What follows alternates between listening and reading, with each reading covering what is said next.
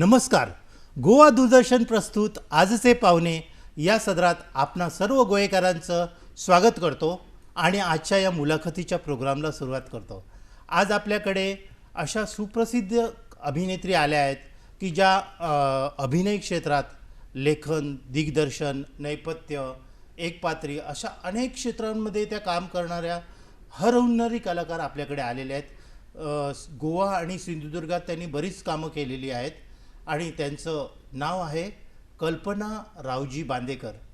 तर ह्या मॅडमनी ज्या आपल्या अभिनय क्षेत्रामध्ये ज्या जीवन प्रवासाविषयी आपण त्यांच्याकडनं एक माहिती घेऊ त्यांच्या जीवन प्रवासाविषयी. नमस्कार मॅडम. नमस्कार सर. मी गेली 30 वर्ष सातत्याने लेखन करते आणि जवळजवळ 17 सिनेमांमध्ये मी काम केलं. बरोबर आहे. खरं तर माझा हा सिनेमाकडे वळण्याचा खरा तर इरादाच नव्हता. मी MA BPEd केल्यानंतर घरात रिकामी राहावं लागलं काही वर्ष, म्हणजे बरीच वर्ष, आणि आत्तापर्यंत मी रिकामीच आहे. आणि मला त्या MA BPEd करूनसुद्धा मला जॉब मिळाला नाही. मग मी काहीशी अशा गावात ज्या छोट्या छोट्या नाटकाच्या संस्था असतात त्या संस्थांमध्ये बॅकस्टेज आर्टिस्ट म्हणून मी थोडे वर्ष काम केलं. हे मुलांचं कॉस्ट्यूम बघायचं, मोठ्यांचे कॉस्ट्यूम्स बघायचे, नेपथ्य बघायचं. असं करता करता थेंबे थेंबे थेंबे थेंबे तळे साचे करून मी आज कलाक्षेत्रात जवळजवळ माझ्या माहितीप्रमाणे मी 17 सिनेमा केले. म्हणजे लघु चित्रपट केले, त्यानंतर मोठे चित्रपट केले.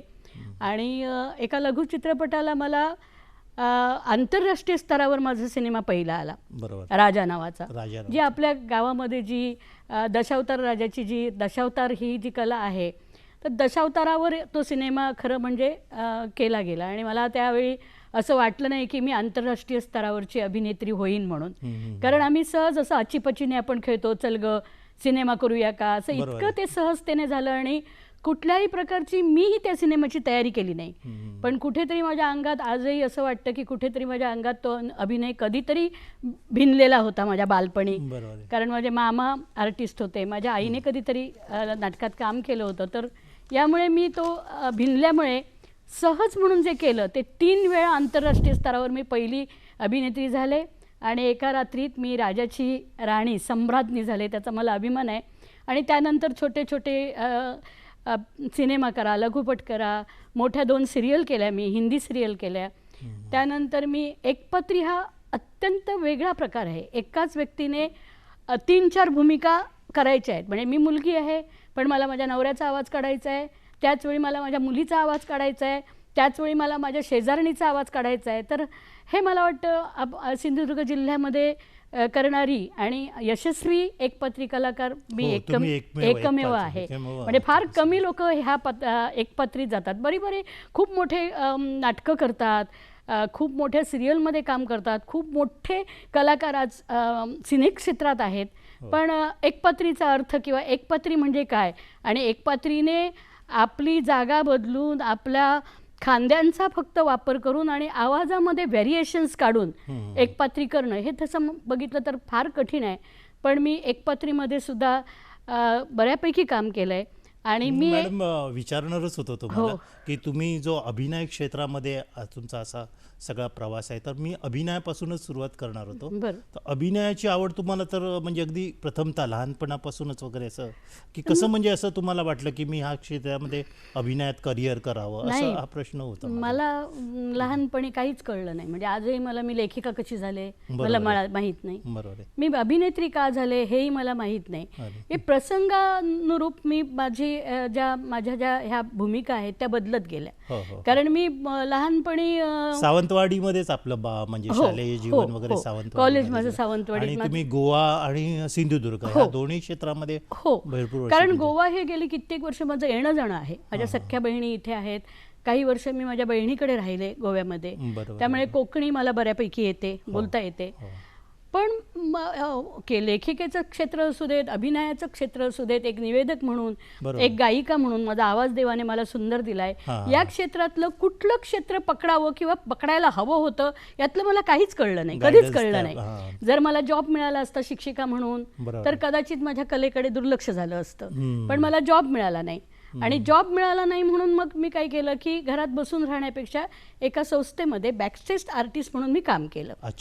तिथेच हां, सिंधुदुर्गामध्ये तिथेच एका संस्थेमध्ये छोट्या मुलांना कॉस्ट्युम्स कर किंवा त्यांना अगदी म्हणजे त्यांच्या खाण्या जेवणापासून मी त्यांचं काम केलं. आणि घरची परिस्थिती तशी नव्हती की घरात आयतं बसून खायला मिळेल.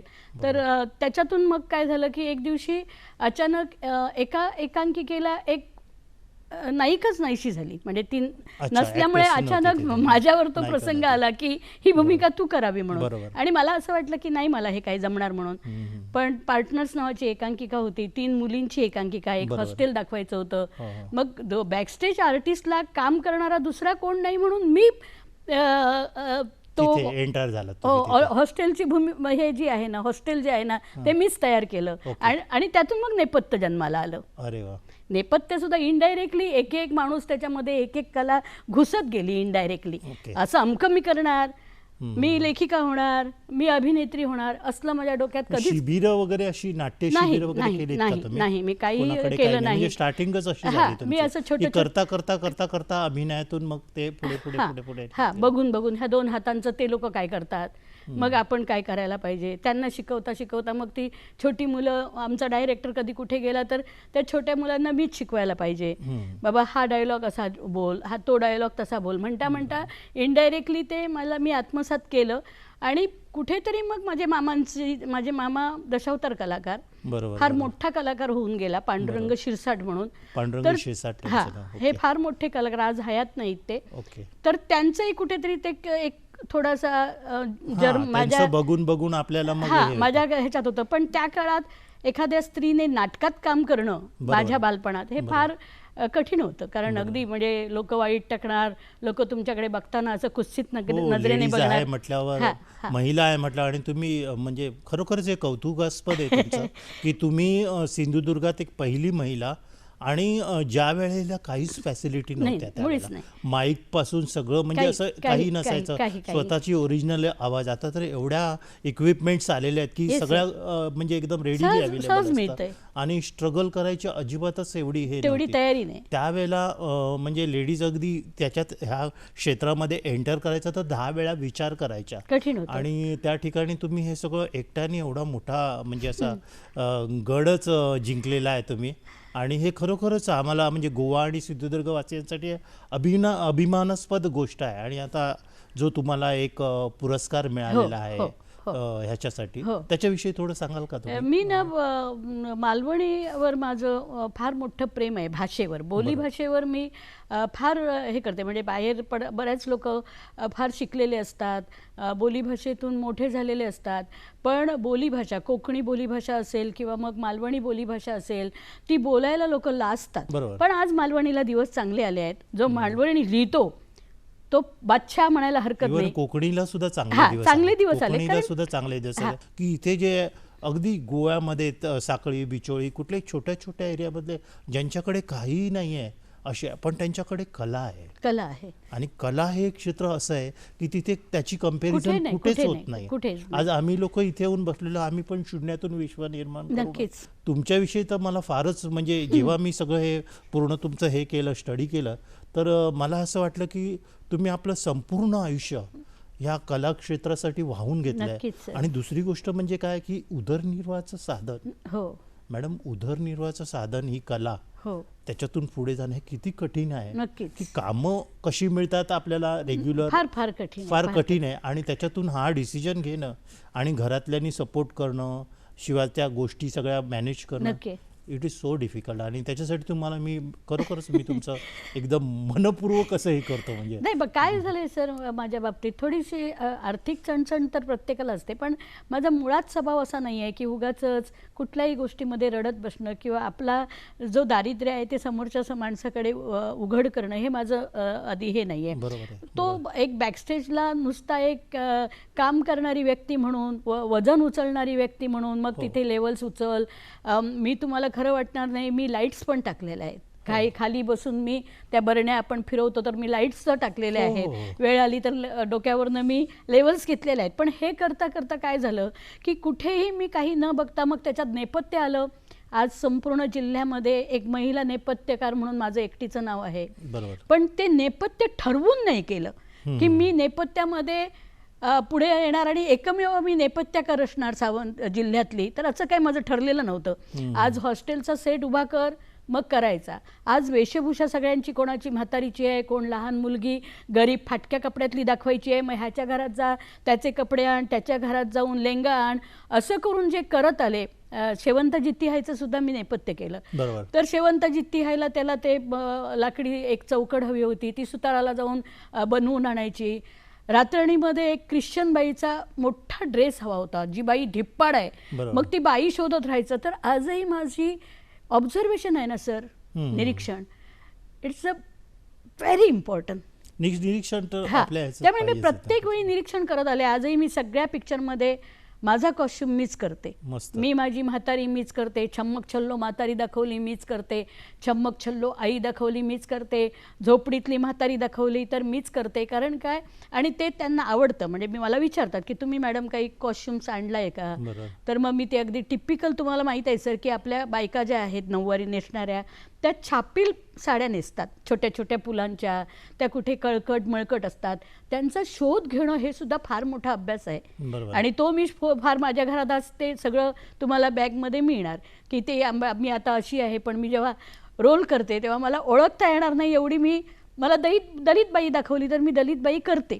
वेगवेगळ्या टाईपचे रोल्स केले. बघितलं की एकदम म्हणजे हा रोल असे तुमचा एका पॅशन मध्ये तुम्ही गेलेला नाही, एकदम डिफरंट सगळे रोल्स आहेत. टोटली आणि प्रत्येकाचं नाटकामध्ये तुम्ही जे केलेले आहेत, म्हणजे असं मराठी नाटकामध्ये, त्यापैकी असं म्हणजे तुम्ही अशी काही भूमिका जी तुम्हाला असं म्हणजे वाटलं की ही भूमिका केल्यानंतर तुम्हाला अगदी वाटलं की ही भूमिका मी अगदी ह्या भूमिकेला एकदम व्यवस्थित न्याय दिला, नक्की सर. अशी कोणती भूमिका तुम्ही तुमच्या लक्षात आहे का? काय होतं किंवा सर, त्याचे हे पूर्वीच्या काळात ना असं कुठे घरातून सपोर्ट कुणाचाहीच नव्हता त्या काळात. बरोबर आहे. त्यानंतर आपलं ड्रेस आहे तो आपल्याला विकत घेणं हे त्यावेळी शक्य नव्हतं. बरोबर आहे. मग कुणाचे तरी ड्रेस वगैरे. पण मी वयाच्या 40व्या वर्षी 12 वर्षाच्या मुलीचा रोल केला.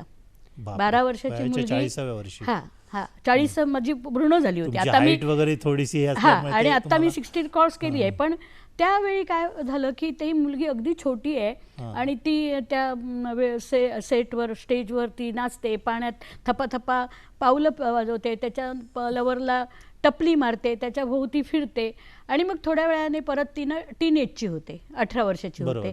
त्याच्यानंतर ती 25 वर्षाची होते. टीनेजमध्ये ती प्रेमात पडते त्या मुलाच्या, चेंज होतं. आणि एका वेळी 3 रोल करणं, कपडे न बदलता त्याच ड्रेसवर, हे अगदी कठीण होतं. पण त्यावेळी सर हे व्हिडिओ असलं काय नव्हतं. आज मी काय बोलते तर कोणाला तरी वाटणार ही खोटं बोलते, तर तो व्हिडिओ मी एकांकिका करून मी तो इतका डिफिकल्ट रोल करून आज तो मला बघायला मिळत नाहीये. हे दुर्दैव आहे की आजची पिढी आहे, त्यांनी काय केलं हे त्यांना बघता येतं. पण त्यानंतर माझ्याकडे एक अशी एकांकिका आली की वेश्या आहे, वेश्या. आणि ती वेश्या करण्यासाठी मला म्हणाले की तुला रेड लाईट एरियामध्ये नेतो आम्ही. डायरेक्टर म्हणाला तिथे ती वेश्या कशी असते ती तू ऑब्झर्वेशन कर. पण मला समवेअर वाटतं की हा नटराज आहे तो माझ्या मागे आहे. मी कुठेही वेश्या बघायला गेले नाही. मी सांगितलं डायरेक्टरला मी माझ्या मनाने वेश्या करते, मी कुठेही शरीरात मध्ये कुठेही माझं अंग प्रदर्शन करणार नाही. मी माझ्या साडीवरच आणि माझ्या ब्लाऊजवरच मी वेशभूषेवर मी तुला वेशभूषा करून दाखवते.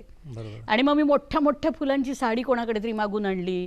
फुगऱ्या हाताचा ते बंगाली लोक घालतात तसा मी फुगऱ्या हाताचा लुक मी तयार केला.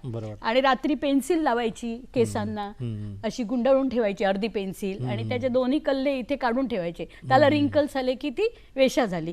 केशाचा पुढे फुगा काढायचा पिना लावून. हे सगळं केल्यानंतर ते एकदम अजब झाले. म्हणाले अरे तुम्ही पक्क्या वेशा दिसताय म्हणायला लागले. आमचा डायरेक्टर म्हणाला तू पक्की वेशा दिसते. आणि मी आरवलीला आता तुमचा आता बँड्रा टू म्हणजे कुर्ला टू वेंगुर्ला त्यातलं कॅरेक्टर बघितलं तर त्यांना काय वाटेल? हो, त्यांना वाटणार ही बाई आमच्याकडे काम करत होती ती हीच आहे का. आणि ती वेशा मला आरवलीला मी जेव्हा गेले तेव्हा एक म्हातारा माणूस आले, मला म्हणाला मॅडम एक विचारतो तुम्हाला राग नाही येणार. म्हटलं काय?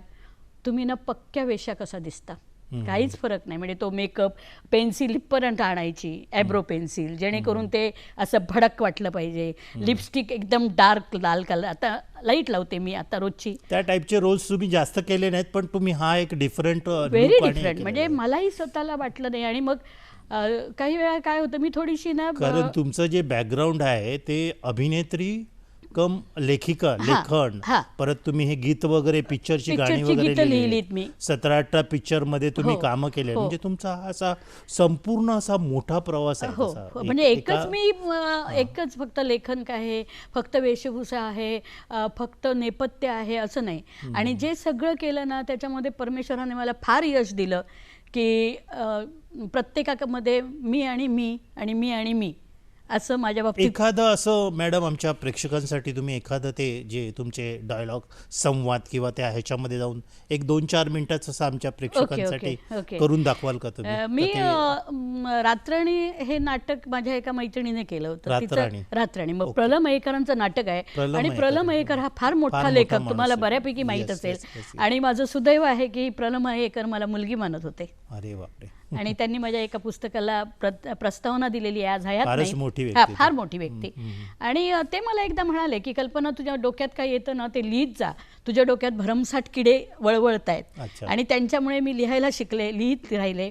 पण प्रल मयेकरांच्या त्या बॅकस्टेजला करता करताना ते प्रल मयेकरांचा एक छोटासा पॅरा जो आहे ना तो मी एकपत्रिकेला, तो अख्ख्या जिल्ह्यात मी पहिली आले त्या अच्छा. काळात. तर तो मी थोडा हो हो, म्हणते. नक्कीच नक्की आमच्या प्रेक्षकांना आवडेलच. प्रश्नच नाही.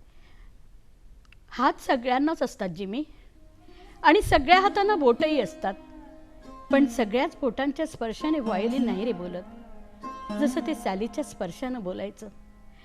सॅलीची बोट मातीची नव्हती रे, दिव्य प्रकाशाच्या रेषा होत्या त्या. ज्या तारेला त्या प्रकाश रेषेचा स्पर्श व्हायचा ती प्रभूचा साक्षात्कार झाल्यासारखी बोलायची. व्हायोलिन छेडायचा तेव्हा तो माझ्यासाठी देवदूत व्हायचा. त्याच्या सुरांच्या सोबतीत माझ्या बोटांच्या पर्या नाचायच्या रे. सॅली गेला आणि सगळं गेलं. तेव्हा माझी बोट स्वतःच्या इच्छेनं नाचायची. अरे आता चुंबकानं ओढल्यागत नाचतात रे, चुंबकानं ओढल्यागत नाचतात. जिमी काय म्हणालास? सॅली जिवंत आहे. जिमी फक्त एकदा मला सॅलीला भेटव रे. माझ्या व्हायोलिनला त्याच्या पियानोची साथ हवी आहे रे. फक्त एकदा. फारच सुंदर, खूप सुंदर मॅडम. तुम्ही एकदम असं ते कॅरेक्टर एवढ्या इन्व्हॉल्व झालात आणि खरोखरच एकदमच तो अप्रतिम. एक असा 7 मिनिटाचा सीन आहे तो. इथून इकडे आल्यानंतर तुम्ही तुमची ही बॉडी आहे ना ती वळवलीत की तुम्ही नवरा झालात. तर ती बॉडी वळवायची फक्त. खांदे वळवले की तुम्ही पुरुष झालात. खांदे तिकडून इकडे आलात की तुम्ही त्यांची बायको झालात. इकडून इकडे आलात की तुम्ही त्यांचा मित्र झालात जिमी. आणि मग तो परत आवाज आहे तो त्याचा आवाज आहे तो तुम्हाला बदलता आला पाहिजे. तो म्हणतो की तुला किती वेळा सांगितलंय ना, एकटी असताना या पियानोला हात लावत जाऊ नकोस. तो पुरुष आहे, नवरा आहे तिचा.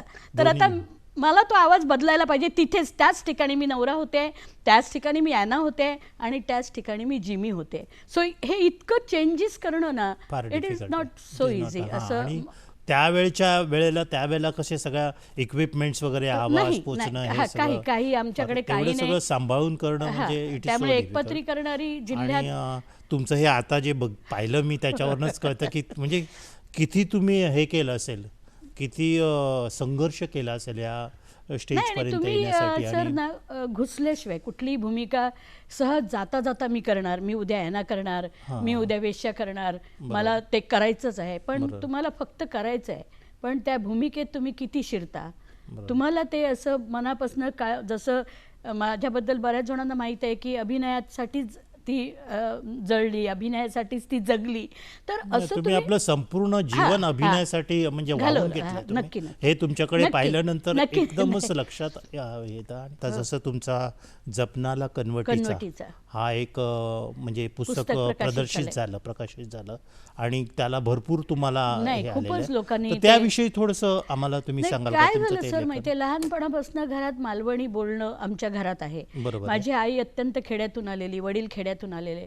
काही वर्षानंतर आम्ही सावंतवाडीत शहरात आलो, पण भाषा घरातली बदलली नाही कधी. त्यामुळे मला आत्ता ज्या पुस्तकाचं काही समीक्षण केलेलं आहे ते लोक म्हणतात की गोटे आता गोटे ऐकाक गावतात, बेतका ऐकाक गावतात. पिडतुंभर म्हणून एक शब्द आहे माझ्या आता ह्याच्यामध्ये. तो पिडतुंभर म्हणजे भरमसाठ.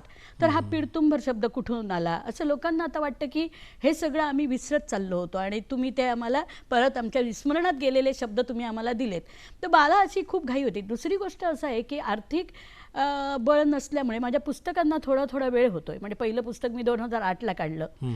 पहिलं माझं हिंदोळा शब्दवेड्या मनाचा नावाचा एक ललित लेख मी सहन हे केला, जो पुढारीमध्ये नेहमी यायचा. बरोबर. ते 2008 सालला केल्यानंतर ते खपेल, त्याचे पैसे परत येतील, तर ते आले नाहीत. सो पुन्हा मला दुसऱ्या पुस्तकाला वेळ लागला. मग दुसऱ्या पुस्तकाला मी 2015मध्ये मन पाखरू पाखरू नावाचं मराठी पुस्तक काढलं, जे कथासंग्रह आहे. त्याला पण पुरस्कार मिळाले. म्हणजे जसं माझं मालवणी चांगलं आहे तशी माझी मराठी पण खूप सुंदर आहे. माझ्या मराठी कविता पण सुंदर आहेत. मग ते झाल्यानंतर आत्ता काल परवा 2025 उगवलं. कारण हे खरंच हे खूप वाईट आहे. सरकारकडनं काही या अशा लेखकांना काही मदत नसते.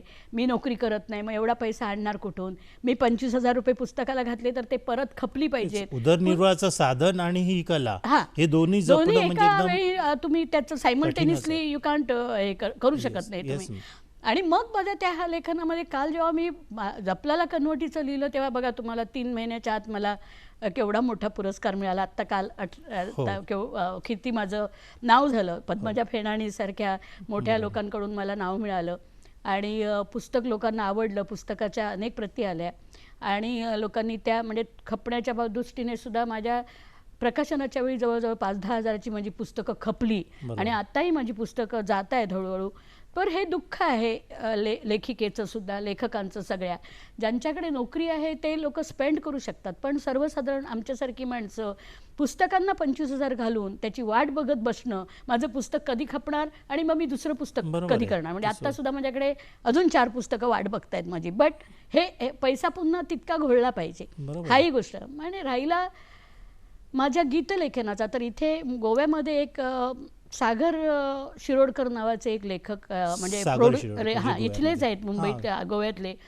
त्यांच्याकडे मी शापमुक्ती नावाचा सिनेमा करत होते गोव्यामध्ये. गोव्या म्हणजे केला, त्याचं शूटिंग झालं आमच्या इकडे, पण लेखक जो आहे तो गोव्याचा आहे. ते मला म्हणाले की तो सिनेमा देवदासीवर आहे, देवदासी, आणि त्याची मेन हिरोईन मी. आणि ते नेहमी मला म्हणायचे की कल्पना तुला ऑक्सफर्ड हे मिळणार, चांगलं तुला हे काय करतेस तू काम म्हणून. पण तो डब्यात गेला. काही मला माहीत नाही कशामुळे तो डब्यात गेला. पण मला म्हणाले की ह्याची गीतं तू लिही म्हणून या सिनेमाची. तर तेव्हा विष्णू सिरिया वाघ जिवंत होते. वाडकर सरांनी जी गायली ती गीतच का ती? त्याच्याबद्दल हो त्याच्याबद्दल बोलते मी. तर मी म्हटलं सर विष्णू सूर्या वाघ एवढे मोठे तुमच्याकडे लेखक आहेत आणि तुम्ही माझ्यासारख्या एका पामराला काय लेखन करायला सांगता? तुम्ही म्हटलं ही संहिता घेऊन त्यांच्याकडे जा, ते तुम्हाला नक्कीच. आणि विष्णू सूर्या वाघ हे माझे खूप जवळचे मित्र. तर ते म्हणाले नाही, मला काय म्हणायचंय की तू एक ती देवदासी म्हणून तू काम केलंयस, तेव्हा त्यातला जो हृदयद्रावक जो ही गोष्ट आहे की त्या नातीला आता देवदासी करणार आहेत, छोट्या नातीला, 12 वर्षाच्या माझ्या नातीला. तर तो जी पिळवणूक जी आहे त्या म्हातारीची, ती जी तू तिथे दाखवलीस ना, तर ती त्यांच्यापेक्षा तुला ते जास्त चांगलं लिहिता येईल असं त्यांचं मत झालं. आणि मी तुम्हाला सांगते खरं, परमेश्वराने मला खूप मोठी म्हणजे सरस्वतीने माझ्या डोक्यावर हात ठेवलाय. पण जेव्हा मला मिळायला हवं होतं तेव्हा काही मिळालं नाही आणि आत्ता उशिरा मला सगळं मिळतंय. आणि माझी आता घाई झाली आहे की हे करू की ते काय करू, मी हे करू की ते करू, आणि सगळंच माझ्याकडे आहे पण मला वेळ कमी झालाय. आता 60 आपली क्रॉस झाली, आपल्याला जगायचं किती आहे, थोडी राहिली 10 वर्ष वगैरे अशी. तर मग त्याच्यानंतर मी घरी आले आणि मी विचार केला की लिहावं म्हणून, आणि लिहिलं आणि दुसऱ्या दिवशी शूटिंगला गेले तेव्हा सरांकडे मी ते दिलं आणि सरांना सांगितलं की ही 2 गीतं घ्या. तर सर म्हणाले ठीक आहे, आता तुम्ही हरकत नाही. आणि ती गीतं लिहिली ती मी सुरेश वाडकर आणि साधना सरगमने गायली. ही माझं खूप मोठं भाग्य आहे की एवढ्या मोठ्या गायकांनी माझी गाणी लिहिलीत. मॅडम आता असं आहे की आपण आता बरंच बोललो ह्या विषय वगैरे, अभिनयाविषयी. समजा आता आजकालची जी पिढी आहे, आजकालची ती तरुण पिढी आहे, गोव्यातली असो किंवा सिंधुदुर्गातली असो, तर ज्या महिला आहेत किंवा मुली आहेत, ह्या तरुण मुली आहेत, त्यांना समजा जर ह्या क्षेत्रामध्ये करिअर करायचं वगैरे असेल, म्हणजे अभिनय क्षेत्रामध्ये, त्यांना उदरनिर्वाहाचं साधन म्हणून, तर त्यांना तुम्ही असं करण्यासाठी काय तुम्ही मोलाचा सल्ला देऊ शकाल या लोकांना? तर ते एक सगळ्यात पहिल्यांदा आधी आपल्याला काय येतं हे महत्त्वाचं आहे. फक्त लोकांना मी स्क्रीनवर दिसायला पाहिजे, माझं नाव झालं पाहिजे हे डोक्यात घेऊन येणं शक्य नाही. आज पालकांची पण अशी स्थिती झाली आहे की पालकांना वाटतं की माझ्या मुलांनी आज सिनेमात यावं, उद्या रिलीज व्हावा, परवा त्याला अवॉर्ड मिळावं. पण इतकं ते सोपं नाही आहे. त्याच्यासाठी पालकांनी ऑब्झर्वेशन केलं पाहिजे, नक्की माझ्या मुलांना काय येतं. मुलांच्या बाबतीत मुलांना पहिल्यांदा अभ्यास करायला शिकवा, त्यांचे लाड कमी करा. त्यांना सगळं इन्स्टंट मिळाल्यामुळे प्रत्येक कोर्स जो आपण करतो, प्रत्येक जो एक आपल्याला दिशा दिलेली आहे ती किती कठीण आहे आणि त्याच्यावर झोकून आपण किती अभ्यास करावा हे पालकांना पण माहीत नाही आणि मुलांना पण माहीत नाही. बरोबर आहे. त्यामुळे जर ते कॅप्चर करायची ताकद असेल, मी हे करणार म्हणजे करणार आणि मी दाखवणार, हे जर त्यांच्याकडे तयारी असेल, माझ्याकडे आज ती तयारी या एजमध्ये पण झालेली आहे की नाही मी अजून काहीतरी करणार, तर मला वाटतं ती सगळी झगमगती दुनिया आहे.